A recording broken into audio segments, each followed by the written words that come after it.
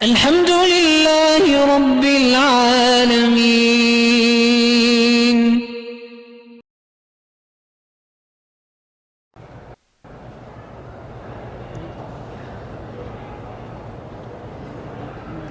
کہتے ہی کچھ مولوی کہتے ہیں کہ جب قرآن میں ہے کہ ہم نے اللہ فرماتے ہیں کہ قرآن کو ہم نے آسان کیا ہے تو گھر میں خود بیٹھ کے پڑھ لیا کرو، کسی مولوی کے پاس گئے، وہ آسان کیا ہے یاد کرنے کے لیے، مطلب سمجھنے کے لیے نہیں کہ وہ تو لازم علماء کے پاس جانا پڑے گا۔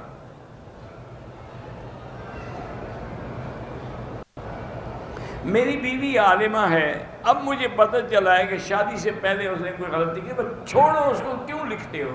اس نے بھی توبہ کر دی، مان بھی لیا، تم نے معاف کر دو، بس بات ختم۔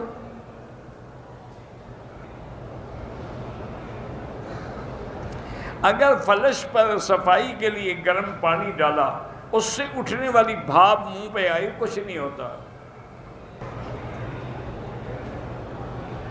میں نے کہا کہ اگر میں اپنے ماموں کے سسر کے گھر گیا تو میری بیوی کو 3 طلاق حنفی مسلک میں تو ہو جائے گی، یہ طلاق کے معلق ہے، جاؤ گے تو ہو جائے گی۔ باقی ائمہ کہتے ہیں یہ قسم ہے، کفارہ ادا کر دے۔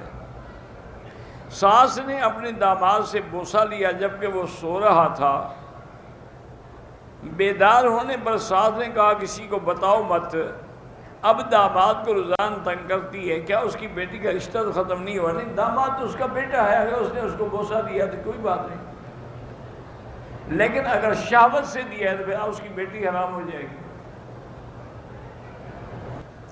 گھر پر غازی عباس علم بردار کا علم لگانا یہ شیعہ کی عادت ہے، علامت ہے اور بدعت ہے۔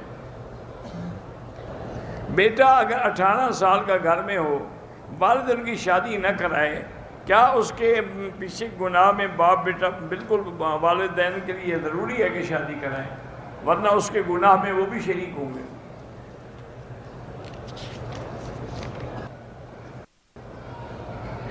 مکہ مدینہ میں اگر کوئی لڑکی کے ساتھ ہمیں یعنی پسند ہو تو رشتے کی بات بالکل کریں۔ مکہ مدینہ میں بھی پسند آئے شادیاں نہیں ہوتی ہیں، بالکل ہوتی ہیں، لیکن ایک بات یاد رکھیں، اگر وہ لڑکی سعودی ہے تو ہم شادی نہیں کر سکتے، اس کو اجازت ہی نہیں، تو بلا وجہ اپنی ٹکریں نہ مارو۔